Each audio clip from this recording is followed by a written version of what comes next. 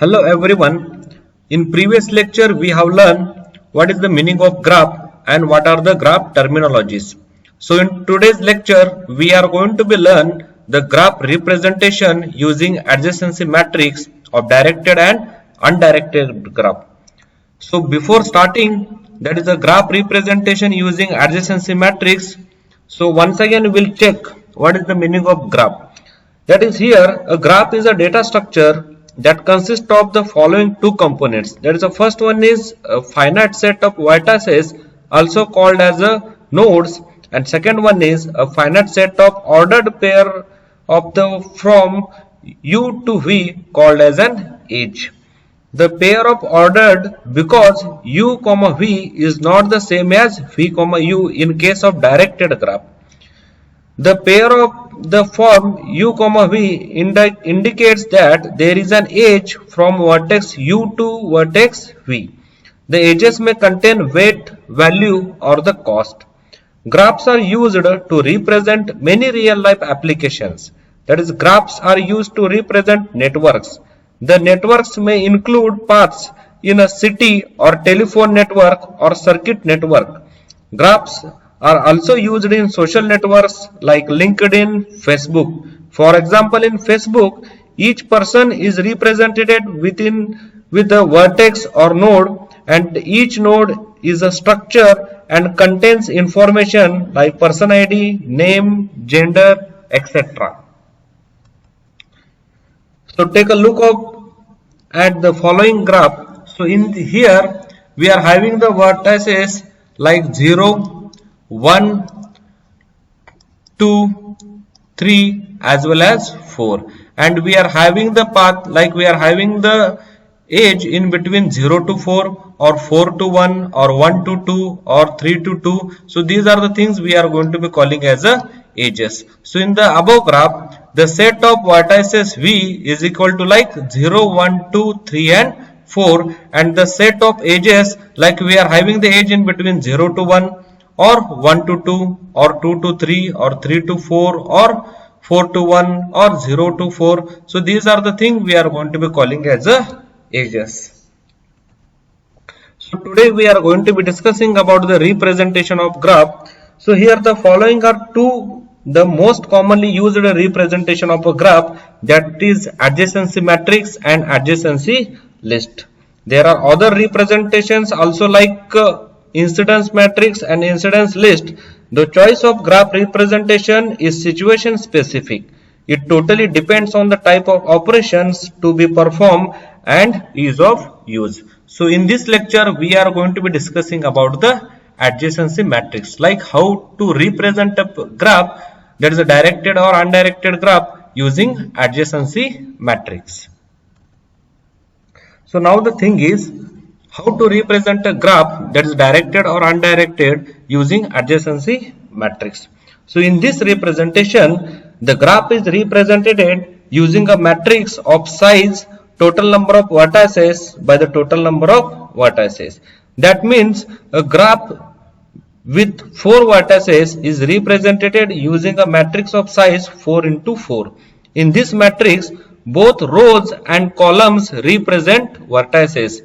This matrix is filled with either 1 or 0. 1 represents that there is an edge from row vertex to column vertex, and 0 represents that there is no edge from row vertex to the column vertex. So like that we are going to be implementing, or we are going to be preparing, or we are going to be representing a graph using adjacency matrix. So let us check some examples. Like first one we are going to be considering, that is the adjacency matrix for directed graph. So in this example we are having the one graph into the left side. Like consider we are having the vertices like A, B, C, D and E. So here for the directed graph we are having the edge in between, like A to B we are having the directed edge, from B to D also we are having the directed edge, from D to D also we are having the directed edge. Afterwards we are having the edge in between B to E, also D to E, also we are having C to D, as well as we are having A to B. So this one we are going to be calling as a directed edge. And now that is a directed graph, and now this particular graph we need to represent in the form of adjacency matrix. So as previous we have discussed, while preparing the matrix we are going to be considering the row as well as we are going to be considering the column. Now the thing is, how much rows and columns are we need to consider here. So in this example we are having total number of vertices like A, B, C, D and E, that is a 5. So in that case we need to prepare the matrix of 5 into 5. So like the vertices, that is the columns as well as rows are like A, B, C, D and E, and for the columns like A, B, C, D and E. So like that we need to prepare the adjacency matrix. Now the thing is, like this particular adjacency matrix for the directed graph we need to fill with the 0 and 1. So here when we need to fill the 0, if we are having the edge in between that two vertices, in that case we are writing as a 1, otherwise we are going to be writing as a 0. Now the thing is, consider first one, that is the row as well as the column. So from A to A, so there is no edge present in between A to A, in that case we are going to be writing as a 0. Now next one is A to B. So from A to B we are having a one edge. Okay, so in that case from A to B we are going to be writing as a 1. Afterward next one is A to C. So from the A to C also again we are having the edge, like here we can see in diagram we are having the directed edge. So again we are going to be writing as a 1. So next one is A to D. So from A to D we don't have any kind of edge, like we are having the edge between the D to A, that's a direction from D to A, but from the A to D there is no direct edge it is going to be present. In that case we are going to be writing as a 0. Next one is A to E. So again A to E we don't have any kind of direct edge here. So in that case again we are going to be writing as a 0. This is the first row and all columns. Now next one is we are going to be considering lies from the B. Like from the B to A we don't have any kind of direct edge, that is a directed edge. In that case we are writing as a 0. From B to B there is no edge, again we are writing as a 0. From B to C, so again we don't have any kind of edge here, that is a directed edge, again we are writing as a 0. From B to D we are having a one directed edge from the B to D, in that case we are going to be writing as a 1. Next one is from B to E. Again from the B to E we are having a one directed edge, so in that case we are going to be writing as a 1. So this is the second row with all columns.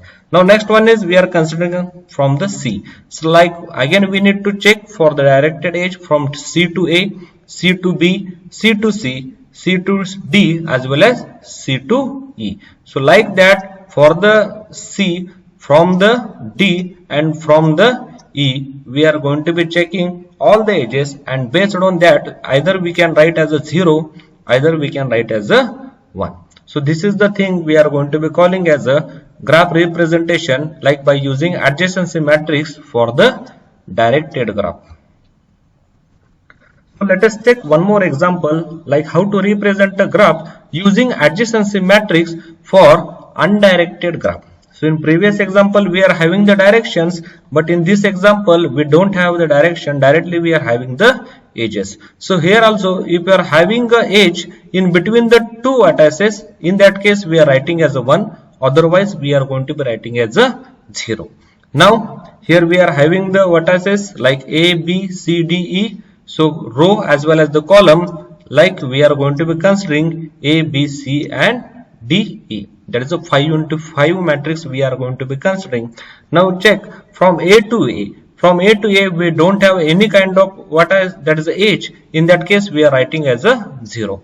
So from A to B. So from A to B we are having a one edge. In that case we are writing as a 1. From A to C again we are having a one edge. In that case we are going to be writing as a 1. From A to D again we are having a one edge. In that case we are writing as a 1.